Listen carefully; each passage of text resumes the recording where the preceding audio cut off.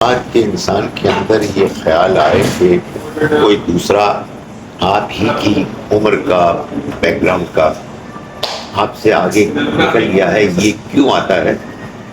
یہ کوئی مسئلہ ہی نہیں ہے، آنا چاہیے۔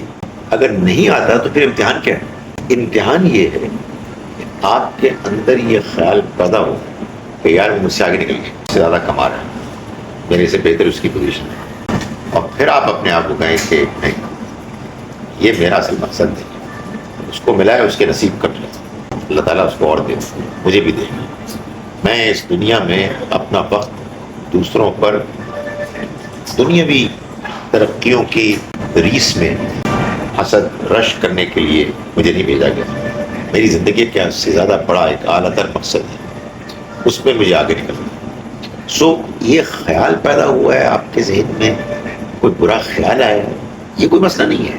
یہ تو اصل میں اس بات کی علامت ہے کہ شیطان موجود ہے، ہمارے نفس میں کمزوریاں ہیں، اور ہم اس دنیا میں رہ رہے ہیں، ہم کوئی فرشتے نہیں ہیں۔ ہم نے اس میں ان رکاوٹوں، کمزوریوں سے فائٹ کرنا ہے، پھر اللہ سے توفیق مانگنی ہے، نماز اچھی طرح سے پڑھنی ہے، قرآن مجید پڑھنا ہے، اچھی صحبت کا خیال رکھنا ہے، یہ سب کام کرنے ہیں۔